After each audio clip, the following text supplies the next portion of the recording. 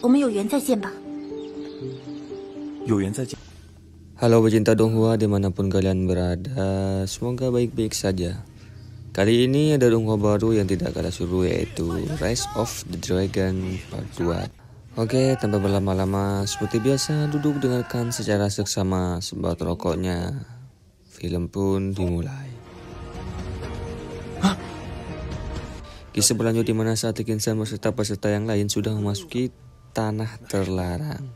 Saat itu juga Qian Yu sendirian. Kemudian Kinsan melihat sesuatu yang sangat aneh. Ternyata benda aneh tersebut adalah bunga Edemon. Setelah itu Kinsan menghampiri bunga Edemon berniat untuk mengambilnya. Qian Yu yang menyadari ada yang aneh terhadap bunga Edemon, ia tidak serta-merta langsung ingin mengambil bunga Edemon. Qian Yu menunggu Kinsan untuk mengambil bunga Edemon. Saat hendak mengambil bunga Edemon, Kinsan dikagetkan karena bunga Edemon tiba-tiba berubah. Yang awalnya berbentuk bunga menjadi seekor monster yang mengerikan. Dan seketika itu monster itu langsung menyerang Kinsan. Beruntung Kinsan masih bisa menahan serangan dari monster tersebut. Kinsan meminta bantuan kepada rekannya untuk mengalahkan monster itu.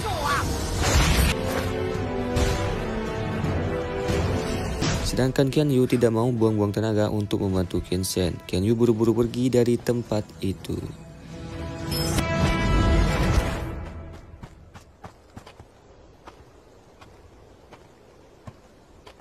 Scene berlanjut, Qian Yu sedang berada di sebuah tempat yang belum diketahui oleh Qian Yu. Qian Yu merasakan ada yang aneh dengan tempat itu. Lalu Qian Yu menggunakan kekuatannya untuk melihat apa ada sesuatu di depan Qian Yu. Karena sebelum bertindak, Qian Yu harus mengambil langkah yang tidak membahayakannya.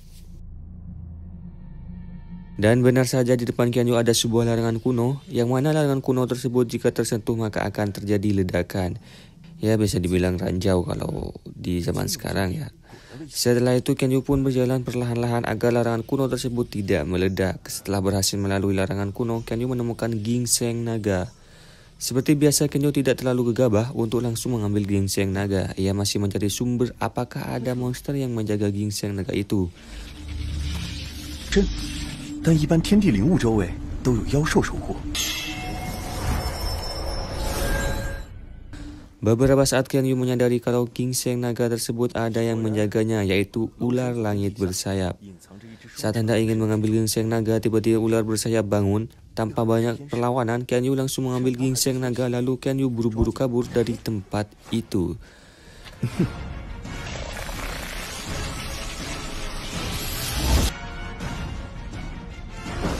Tetapi tidak semudah yang dibayangkan, ular naga sayap mengejar Qian Yu. Meskipun demikian, Qian Yu memanfaatkan larangan kuno untuk meledakkannya. Ular naga sayap pun terkapar akibat ledakan formasi larangan kuno.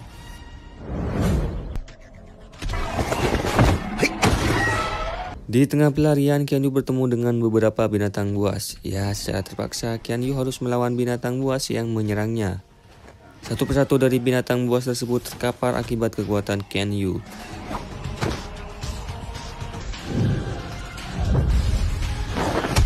Selesai bertarung dengan binatang buas, Qian Yu ingin memulihkan kekuatannya di dekat danau. Tetapi suatu dari danau keluar, yaitu seekor burung phoenix dan naga hitam.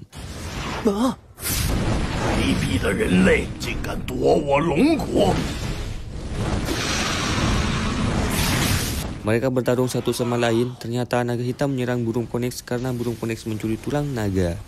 Setelah itu burung phoenix tersebut berubah menjadi seorang wanita yang cantik. Ia bernama Feng Feu. Feng Feu di sini kewalahan menghadapi naga hitam meskipun ia mendapatkan tulang naga untuk memulihkan kekuatannya secara instan. Namun naga hitam terlalu kuat yang pada akhirnya Feng Feu jatuh di seberang danau.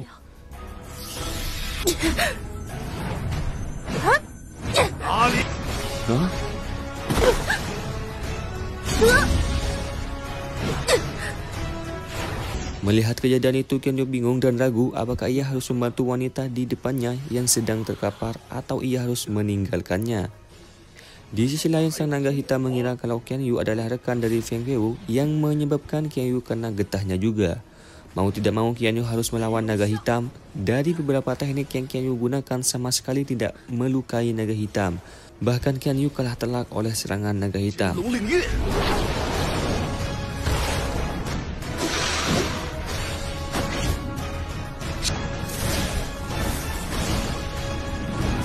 Saat Qian Yu dalam keadaan kritis, tiba-tiba naga yang ada di tubuh Qian Yu keluar dan menyelamatkan Qian Yu. Keadaan pun berbanding terbalik di mana naga hitam kekuatannya diserap oleh naga milik Qian Yu yang pada akhirnya naga hitam hancur.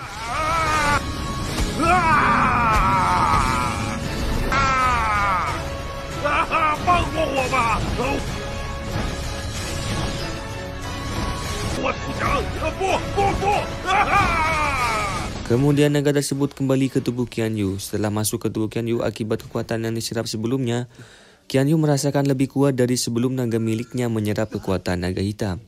Scene berlanjut, Qian Yu merawat luka Feng Wei di sebuah goa. Saat Feng Wei sadar, bukannya berterima kasih malah menuduh Qian Yu melakukan pelecehan kepada Qian Yu.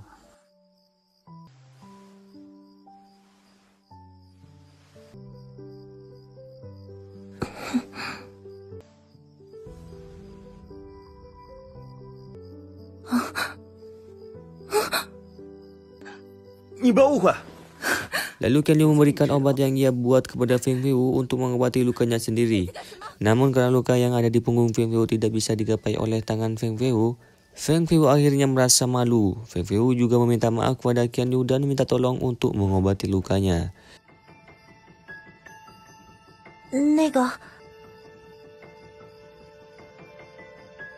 还是你来帮我上药吧，我够不到。 Qian Yu melakukan sesuai dengan permintaan Feng Wei. Ia melakukannya dengan hati-hati. 再帮我包扎一下。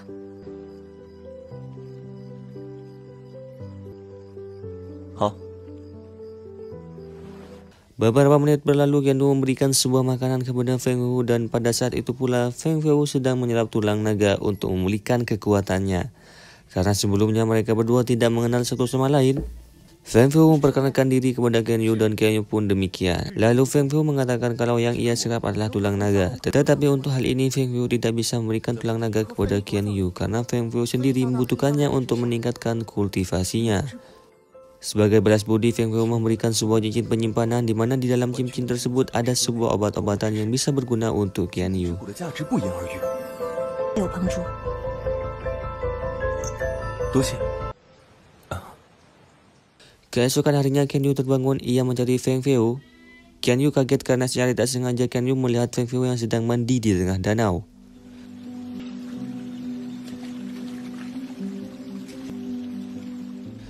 Qian Yu terpana melihat kecantikan dan keanggunan Feng Wei. Ia terus menatapnya dalam-dalam, lalu Feng Wei menyadari kalau ia sedang diamati oleh Qian Yu. Demikian dengan Qian Yu, ia juga menyadari kalau Feng Wei sudah melihatnya di tepi sungai. Selesai dengan hal itu, Feng Wei menghampiri Qian Yu. Ia berpamitan yang mana ada pertemuan, di situ pasti ada perpisahan. 我们有缘再见吧。 Setelah keberian Feng Wei, Qian Yu langsung terjun ke dalam danau untuk mencari tulang naga. Akhirnya Qian Yu berhasil menemukannya. Setelah berhasil mendapatkan tulang naga, Qian Yu bertemu dengan Qin Shen. Qin Shen yang melihat tulang naga, ia berniat ingin merebutnya dari Qian Yu. Lalu mereka berdua pun adu jotos.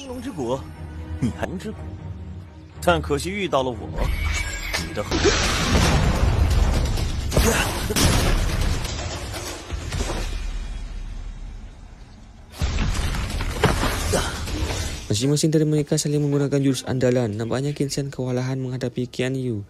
Di sisi lain dari pertarungan mereka berdua, ada dua orang yang melihat pertarungan antara Qin Shen dan Qian Yu. Karena mereka juga melihat tulang naga yang ada di tangan Qian Yu, dua orang asing ini juga berniat ingin merebutnya dari tangan Qian Yu. Karena masalahnya sudah berat sebelah, Qian Yu memutuskan untuk kabur. Kemudian saat di pelarian, Qian Yu menemukan sebuah portal. Apakah Qian Yu masuk ke dalam portal? Tunggu di part selanjutnya. Terima kasih, see you.